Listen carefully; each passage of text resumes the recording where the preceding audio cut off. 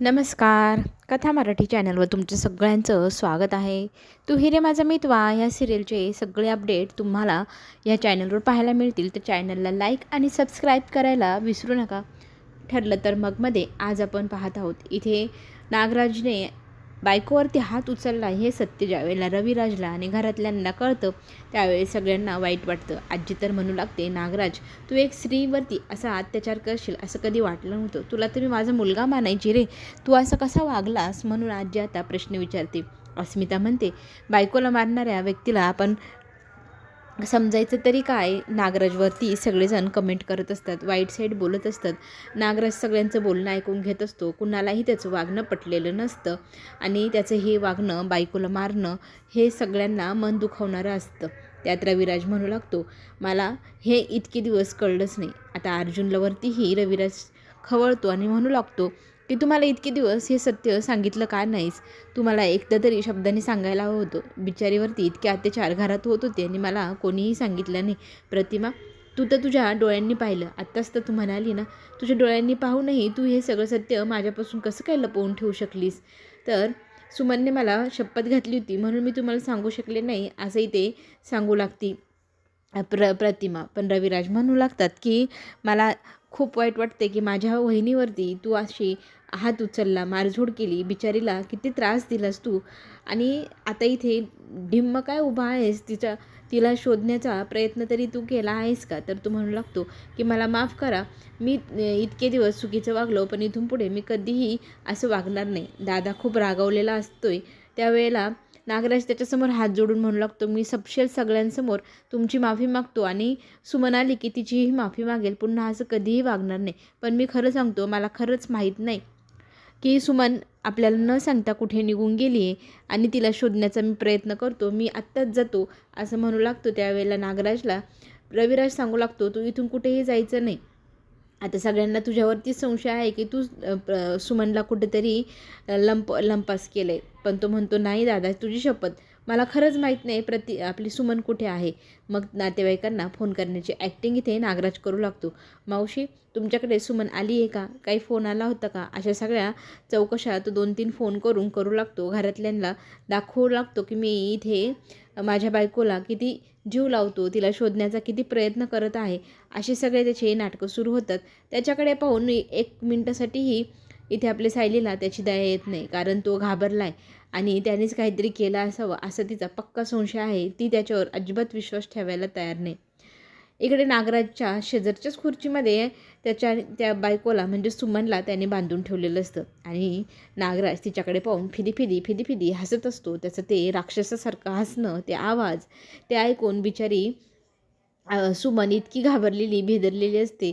स्वतःच्या जीवाचा आकांत करत असते. स्वतःला सोडवण्यासाठी कितीतरी झटत असते, प्रयत्न करत असते. पण काही केल्या तिची दोरी सुटेना. तिला एवढा प्रयत्न करूनही यश मिळेना स्वतःला सोडवायला.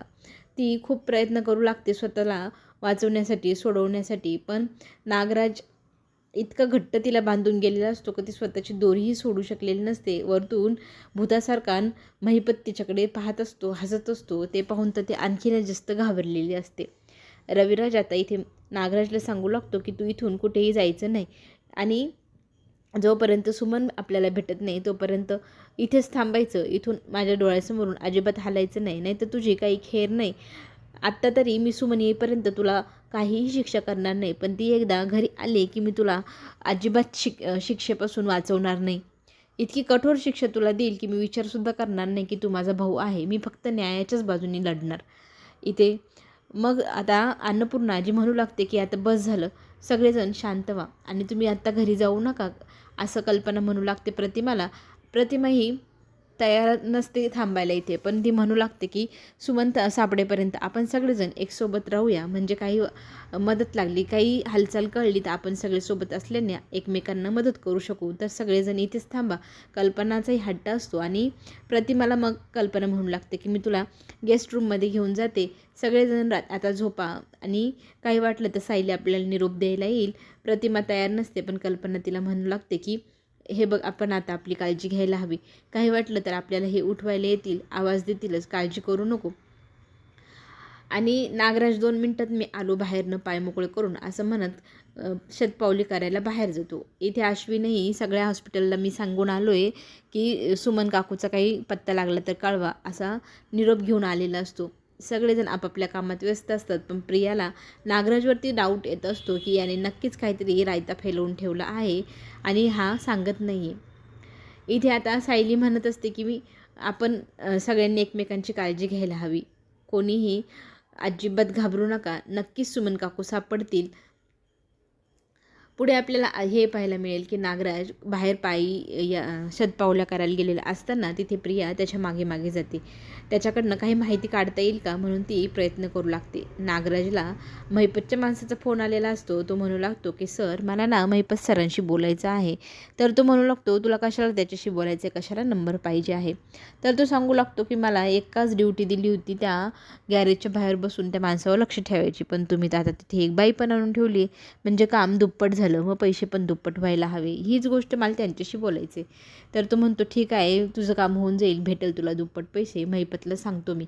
असं म्हणत असताना समोरून प्रिया येते. काय सांगायचं आहे महिपतला म्हणून नागराजला विचारू लागते. कसलं हो तुम्ही ॲक्टिंग करतात, बिचारा नवरा होयची ॲक्टिंग काय भारी केली तुम्ही, जणू काही तुम्ही काही केलंच नाही, तुमची बायको हरवली आहे, कसं तुम्ही भिजलेल्या मांजरासारखं तोंड करून उभं होतात. मला तर हसायला येत होतं.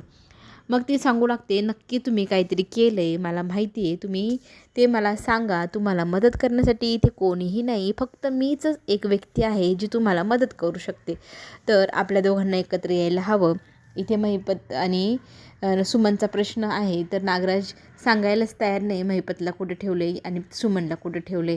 इथे प्रिया खूप त्यांना सांगत असते की माझी मदत घ्या, मी तुमच्या कामाची आहे. पण नागराज आता विचार करतो, हिला जर आपल्या प्लॅनमध्ये घेतलं परत काही अडचण निर्माण झाली तर तो विचारत आहे की प्लॅनमध्ये घ्यावा का नाही घ्यावा. इकडे रविराज आता अर्जुनला म्हणू लागतो की मला खरंच खूप वाईट वाटतं, माझ्या वहिनीवरती हा बिनडोक मारझोड करून अत्याचार करत होता, इतका त्रास तिला दिला आणि आजपर्यंत मला घरामध्ये तिने कळूही दिलं नाही. तिच्या वेदना, तिचं सगळं काही तिने कसं स्वतःच्या मनातच दडवून ठेवलं, माझ्याशी कधी मनमोकळेपणाने बोलली नाही. मला खरंच ह्या गोष्टीचं वाईट वाटतं, माझा भाऊ हा असा वागू शकतो, ह्या गोष्टीची तर मला लाजच वाटू लागली आहे, असंही म्हणू लागतो. पण तो म्हणतो की आत्ता सुमन ज्या वेळेला घरी येईल त्यावेळेला तिच्याशी बोलल्यानंतर जर तिने शिक्षा द्यायची ठरवली ना नागराजला, तर मी पण तिच्या बाजूने उभा राहील आणि अशी कठोरातली कठोर शिक्षा त्या नराधमाला द्यायला सांगणार आहे मी.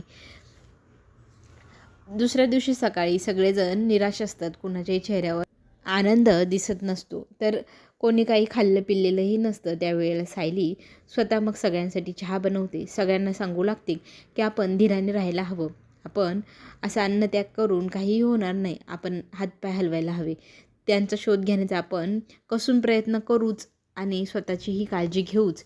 त्याच्यामुळे सगळ्यांनी एक एक 2-2 घास खाऊन घ्या आणि मग आपण आपले सुमन काकूला शोधण्याचा प्रयत्न करायला सुरुवात करूया, असं म्हणत इथे सायली सगळ्यांना खायला प्यायला सांगू लागते.